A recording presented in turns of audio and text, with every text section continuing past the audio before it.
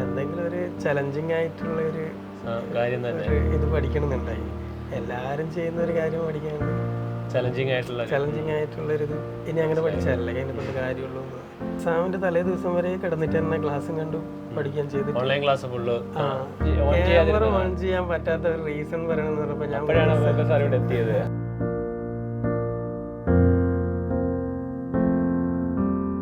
ഇങ്ങനെ വെച്ച് ഇത് മാറ്റിയിട്ട് ഇവിടെ കിടക്കും. അപ്പം തല കംപ്ലീറ്റ് ഇവിടെ.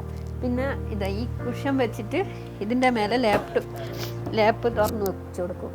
എത്ര വേണം പഠിച്ചോട്ടെ, പക്ഷേ അവൻ്റെ ശരീരം സമ്മതിക്കണ്ടേ, ആ ഒരു വിഷമമാണ്. ഒരു മാസം എനിക്ക് ജോലി ചെയ്യാൻ പറ്റിയിട്ടുണ്ടെങ്കിൽ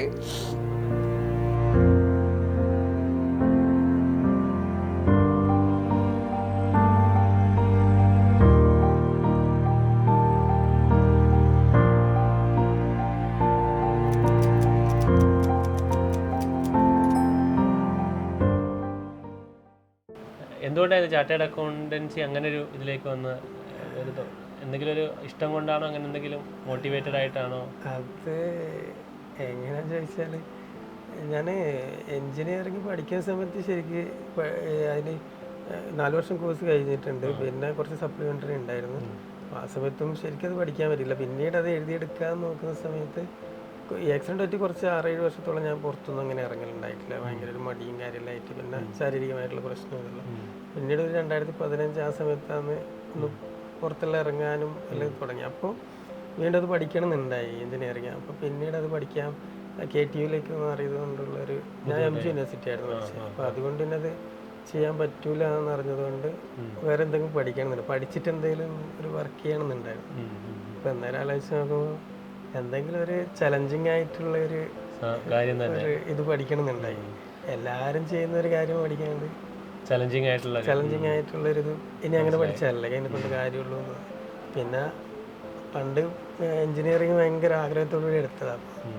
അത് കംപ്ലീറ്റ് ചെയ്യാൻ പറ്റാത്തപ്പോൾ പിന്നെ +2 നിന്ന് തുടങ്ങാൻ പറ്റുന്നുള്ള അല്ല, അത് മാത്രമല്ല, അത് അതിനുശേഷം പിന്നെ വേറൊരു കോഴ്സ് നോക്കുമ്പോൾ അതിനേക്കാളും വലിയൊരു കോഴ്സ് ആണെങ്കിൽ നമുക്കൊരു പോയതിനോട് വിഷമം ഉണ്ടാവില്ലല്ലോ.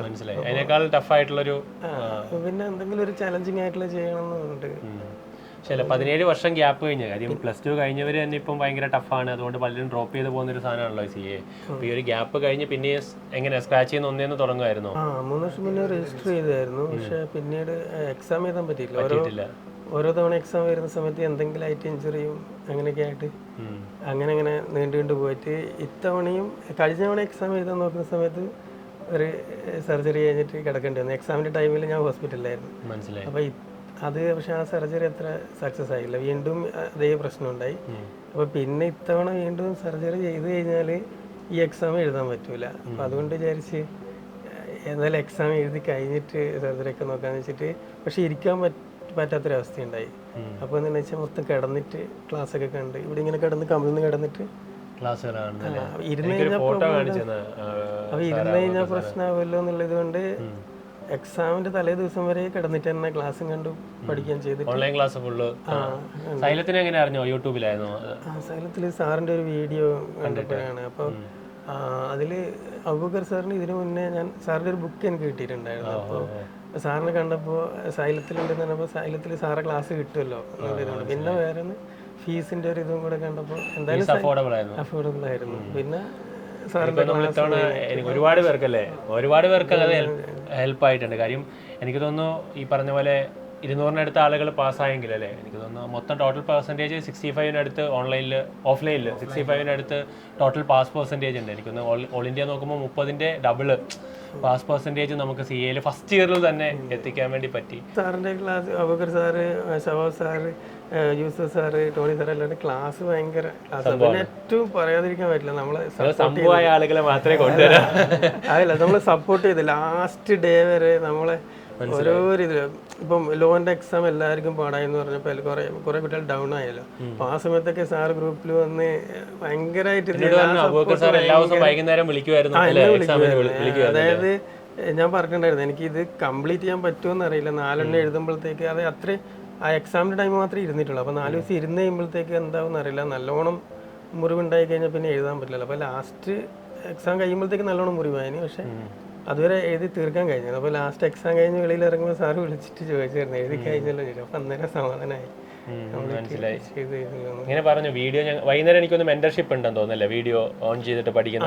അതെ, അപ്പം ക്യാമറ ഓൺ ചെയ്യാൻ പറ്റാത്ത ഒരു റീസൺ പറയണമെന്ന് പറഞ്ഞപ്പോൾ ഞാൻ മുനീസ് സാറെ അടുത്ത് പറഞ്ഞു, സാറേ ഇങ്ങനെ ഒരു ഇഷ്യൂ. ഞാൻ പറഞ്ഞു ഇങ്ങനെ എനിക്ക് ഓൺ ചെയ്യാൻ പറ്റില്ല, ഞാൻ ഇങ്ങനെ കിടന്നിട്ട് കാണുന്നത് കൊണ്ട് ഓൺ ചെയ്യാൻ പറ്റില്ല, അങ്ങനെ പറഞ്ഞിട്ടുണ്ടായിട്ടുള്ളൂ. അവരിങ്ങനെ ഒരു ആക്സിഡന്റ് ആയിട്ട് ഇങ്ങനെ കിടന്നിട്ടാണ് കാണുന്നത്. പക്ഷെ എനിക്ക് തോന്നുന്നു ഒരുപാട് അല്ലേ എല്ലാം ഉള്ള ആളുകളും ഈ പറഞ്ഞ പോലെ പഠിക്കാൻ പാടാന്ന് പറയുന്ന സാധനത്തിന് ഇത്രയും ബുദ്ധിമുട്ട് നേരിട്ട് എനിക്ക് തോന്നുന്നു അബൂബക്കർ സാർ പറഞ്ഞ് 2 ദിവസം കൂടുമ്പോഴേ ഉറങ്ങുന്ന അങ്ങനെയൊക്കെ പ്രശ്നങ്ങളുണ്ടല്ലോ ചില. അങ്ങനെയുണ്ട്. അത് 2 ദിവസം കുഴപ്പമുണ്ടാവില്ല, 3-ാമത്തെ ദിവസം അതിൻ്റെ ടോയ്ലറ്റിൻ്റെ ഒക്കെ പ്രശ്നം കാരണം ഇപ്പോൾ എല്ലാ ദിവസവും ക്ലാസ് ഉണ്ടല്ലോ. ഈ പറഞ്ഞ റെഗുലർ പോലെ ആയതുകൊണ്ട് വെച്ചാൽ ഞായറാഴ്ച ഉൾപ്പെടെ ക്ലാസ് അല്ലേ. മനസ്സിലായി. അപ്പോൾ എനിക്ക് ടോയ്ലറ്റ് പോകാൻ കുറച്ചധികം ടൈം എടുക്കും. അപ്പോൾ പകലാണ് സാധാരണ പോയിക്കൊണ്ടിരുന്നത്. അപ്പോൾ ഇത് എല്ലാ ദിവസവും ക്ലാസ് ആയതുകൊണ്ട് വെച്ചാൽ ഞാൻ രാത്രിയാണ് പോകുന്നത്. അപ്പോൾ രാത്രി ഒരു 12 മണിക്കൊക്കെ പോയി കഴിഞ്ഞാൽ രാവിലെ വരെ ആയി. അപ്പോൾ എന്താണെന്ന് വെച്ച് കഴിഞ്ഞാൽ ഈ 2 ദിവസത്തിലും കൂടുമ്പോൾ ഒരു ദിവസം പോവാം. അപ്പോൾ അങ്ങനെ പോയി കഴിഞ്ഞാൽ രാത്രി കയറി കഴിഞ്ഞാൽ രാവിലെ വരെ ടോയ്ലറ്റിൽ, എന്നാലേ അത് ശരിയാവുള്ളൂ. അപ്പോൾ രാവിലെ നേരെ കുളി കഴിഞ്ഞ് റെഡിയാക്കി കഴിയുമ്പോഴത്തേക്ക് ക്ലാസ് തുടങ്ങാൻ. അപ്പോൾ 2 ദിവസം ഉറങ്ങും, 3-ാമത്തെ ദിവസം ഉറങ്ങും. 2 ദിവസം അത്രേ ഉറങ്ങാനുള്ളൂ, ഒരു 3 മണിക്കൂർ.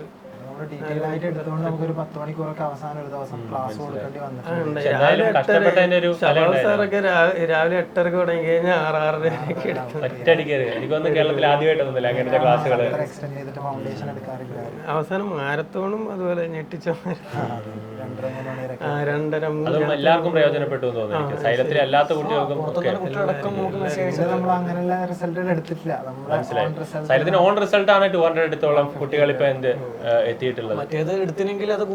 അതെ അതെ, നമ്മളെ സംബന്ധിച്ചിടത്തോളം ഫസ്റ്റ് ഇയറിൽ തന്നെ അങ്ങനെ റിസൾട്ട് വന്നു എന്നുള്ളത് ഭയങ്കര സന്തോഷമാണ്. അതിനപ്പുറത്തേക്ക് സുനന്ദ് എല്ലാവർക്കും ഒരു മോട്ടിവേഷനാണ്. സത്യം പറഞ്ഞു കഴിഞ്ഞാല് കുറെ ഭാഗം ഭാഗ്യമുണ്ട്, അതേപോലെ കുറെ പ്രാർത്ഥനയുണ്ട്.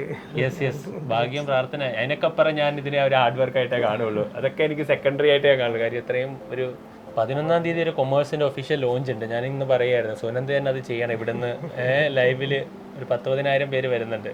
സുനന്ദ് ഇവിടുന്ന് ലൈവിൽ അത് ലോഞ്ച് ചെയ്യണം എന്നുള്ളത് ഞാൻ ഇന്ന് എന്ത് ചെയ്ത് അവർക്ക് സാറിനോട് ഞാൻ പറഞ്ഞു. എനിക്ക് അതാണൊരു വലിയ കാര്യം. നിങ്ങളൊരു വലിയ മോട്ടിവേഷൻ ആണല്ലോ എല്ലാവർക്കും. എന്നെ സംബന്ധിച്ചിടത്തോളം ആണ്. CA, ACCA, CMA അതിലേക്ക് സൈലം എത്തി. ഇപ്പം CA നിങ്ങൾ നോക്കിയാൽ, ഞാൻ ഇന്നലെ സുനന്ദ് എന്ന് പറഞ്ഞ ഒരാളുടെ വീട്ടിൽ പോയി. ആള് പഠിക്കുന്നത് നിങ്ങൾ നോക്കണം. ഇടിക്കാൻ പറ്റില്ല, കട്ടിലെ കമന്ന് കിടന്ന് മുഖം പുറത്താക്കി വെച്ചോണ്ട് ഒരു ലാപ്ടോപ്പ് ഫ്രണ്ടിൽ വെച്ചിട്ട് 20 മണിക്കൂർ വരെ അയാൾ എന്ത് ചെയ്തിട്ടുണ്ട്, ഒരു ദിവസം ഇരുന്ന് പഠി. അമ്മ പറഞ്ഞാണ്. എന്നിട്ട് മുഖത്ത് നീര് വന്നിട്ടുണ്ട്. നിങ്ങൾ ആലോചിക്കേണ്ടതാണ്. എന്നിട്ട് 2 ദിവസം കൂടുമ്പോഴേ ആൾക്ക് ഉറങ്ങാൻ പറ്റുള്ളൂ.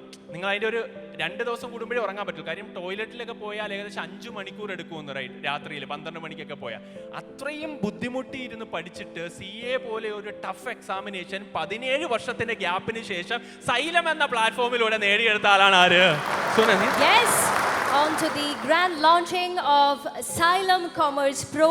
എൻ്റെ പേര് സുനന്ദ്, ഞാൻ കണ്ണൂർ സ്വദേശിയാണ്. ഞാൻ സൈലം കൊമേഴ്സ് പ്രോയുടെ ആദ്യ ബാച്ചിലെ ഒരു സ്റ്റുഡൻ്റാണ്. സൈലം കൊമേഴ്സ് പ്രോയുടെ ഈ ഒരു വലിയ തുടക്കത്തിന് എന്നെ തിരഞ്ഞെടുത്തതിന് എനിക്ക് അതിയായ സന്തോഷവും അഭിമാനവുമുണ്ട്. നിങ്ങളുടെ എല്ലാവരുടെയും അനുഭവത്തോടുകൂടി സൈലം കൊമേഴ്സ് പ്രോ നിങ്ങളിലേക്ക് സമർപ്പിക്കുന്നു. ഞങ്ങളെ സംബന്ധിച്ചിടത്തോളം എനിക്ക് തോന്നുന്നു സൈലത്തിൻ്റെ പുതിയൊരു കാറ്റഗറിയിലേക്ക് വരും. നീറ്റ് ജെയിൽ ഞങ്ങൾ വൺ ഓഫ് ദി ടോപ്പ് എന്ന് പറയാവുന്ന പ്ലാറ്റ്ഫോമാണ്. അതുപോലെ തന്നെ ഞങ്ങൾ അടുത്ത കാറ്റഗറിയിലേക്ക് വരുമ്പോഴത്തേക്കും അവിടെയും ബെസ്റ്റ് ആയിരിക്കണം, ഏറ്റവും അഫോർഡബിൾ ആയിരിക്കണം എന്നുള്ളതാണ്. നമ്മളിപ്പം തുടങ്ങിയ സമയത്ത് ഒരുപാട് ഇൻസ്റ്റിറ്റ്യൂട്ട് നമ്മുടെ ഇവിടെ ചേരാമെന്നൊക്കെ പറഞ്ഞു വന്നിരുന്നു. നമ്മളൊരു ഇൻസ്റ്റിറ്റ്യൂട്ടായിട്ട് അസോസിയേറ്റ് ചെയ്ത് പോകാമെന്നുള്ള രീതിയിലായിരുന്നു. അപ്പം അവർ തന്നെ ഇങ്ങോട്ട് വന്നത്, നമ്മളല്ല. പക്ഷേ നമ്മൾ ഈ പറഞ്ഞ പോലെ സുനന്ദ് നേരത്തെ പറഞ്ഞ പോലെ അഫോർഡബിലിറ്റി അല്ലെങ്കിൽ ആ ഫീസ് കുറയ്ക്കുന്നതിനോട് അവർക്കും യോജിപ്പില്ല. അതുകൊണ്ട് തന്നെ നമ്മളത് വേണ്ടാന്ന് വെച്ചിട്ടാണ് നമ്മൾ സൈലം കൊമേഴ്സ് എന്ന് പറയുന്ന ആ ഒരു വിങ് ഒറ്റയ്ക്ക് സൈലത്തിൻ്റെ തന്നെ പ്ലാറ്റ്ഫോമാണ്. കാര്യം സൈലത്തിന് അതിനുള്ള കപ്പാസിറ്റി ഉള്ളൊരു പ്ലാറ്റ്ഫോമാണ്, എല്ലാവർക്കും അറിയാം. അത് റിസൾട്ടിലൂടെ ഞങ്ങൾ കാണിക്കുകയും ചെയ്തു. ഇപ്പം ഏകദേശം അതെ, കാര്യം അവർ ചെയ്തോളാം എന്ന് പറയുമ്പോഴത്തേക്ക് നമ്മളോട് ഇങ്ങോട്ട് വന്നാണ് പറഞ്ഞത്. പക്ഷെ നമ്മൾ ഫീസ് കുറയ്ക്കണം, എല്ലാവരെക്കാളും ഫീസ് താഴെയാണെന്ന് പറഞ്ഞപ്പോഴത്തേക്ക് അവർക്കത് പറ്റില്ലായിരുന്നു. അങ്ങനെ ഞങ്ങളത് എന്ത് ചെയ്തു, വേണ്ടാന്ന് വെച്ച്.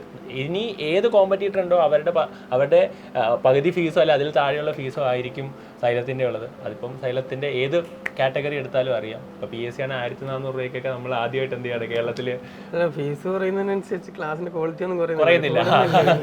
അത് നിങ്ങളാ പറയണ്ടേ. അല്ല, അത് ഞാൻ പറഞ്ഞല്ലോ. ഇവിടെ മറ്റേ റിപ്പീറ്റേഴ്സ് എന്ന് പറഞ്ഞ് ഇരുത്തിയിട്ട് ഫുൾ ടൈം. സത്യം പറഞ്ഞാൽ 4000 രൂപക്കാണ് നമ്മൾ റിപ്പീറ്റേഴ്സ് ഓൺലൈൻ കൊടുത്തത്. അപ്പോൾ ഒരു കുറെ പാരന്റ്സ് ചോദിച്ചത് ഒരു സബ്ജക്റ്റിനാണോ എന്നാണ്. 4 സബ്ജക്റ്റിനും കൂടി. ഞാൻ കണ്ടൊരു കാര്യം എന്താ അറിയോ, ഞാൻ ഈ കൊമേഴ്സിനെ പറ്റി എനിക്ക് അറിയില്ലായിരുന്നു. അപ്പം ഈ കൊമേഴ്സിന് ഞാൻ ഈ പറഞ്ഞ പ്ലാറ്റ്ഫോമൊക്കെ എൻ്റെ ഒക്കെ വന്നപ്പോഴാണ് നമ്മൾ തുടങ്ങാമെന്നുള്ള രീതിയിലേക്ക് ഞാൻ വന്നത്. അപ്പോൾ ഞാൻ ഫീസ് ചോദിച്ചു, ഓഫ്ലൈൻ്റെ ഫീസ് ചോദിക്കുമ്പോൾ അവർ പറയും 1,40,000, ഓൺലൈൻ്റെ ഫീസോ 1,30,000. ഞാൻ ആലോചിച്ച് അത്രയും പൈസ എന്തിനാണ് വാങ്ങുന്നത്?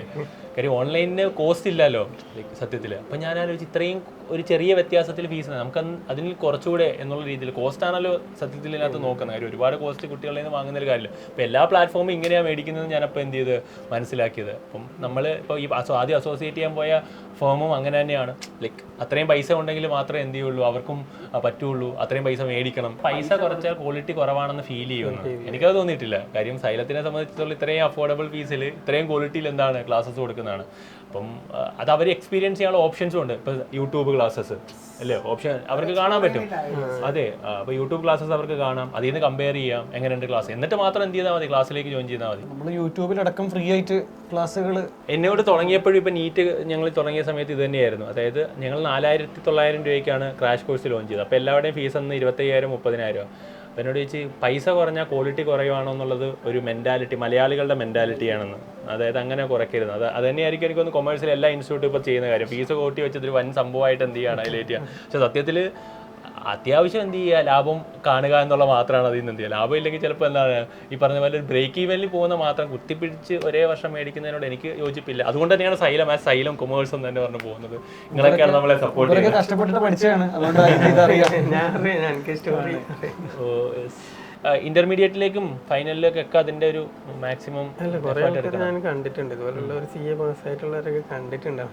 നമുക്ക് പറ്റുമല്ലോ എന്നുള്ള നോക്കാലോ എന്ന് വിചാരിച്ചു. ഇന്റർമീഡിയറ്റ് എന്തായാലും ഫുൾ ക്ലാസ് സൈലം രാവും പകലും എന്ത് ചെയ്യും, കൂടെ ഉണ്ടാവും. ഇതുപോലെ തന്നെ നമ്മളവിടെ എത്തുന്നവരെ എന്ത് ചെയ്യും, ടോട്ടൽ നമ്മുടെ സപ്പോർട്ട് ഉണ്ടാവും. അതെല്ലാവർക്കും അഫോർഡബിൾ ആയിട്ടുണ്ടാവും. സുനന്ദിന്റെ കൂടെ നമ്മൾ ഫുൾ ടൈം ഉണ്ടാവും. മാക്സിമം ഉഷാറാക്കണം.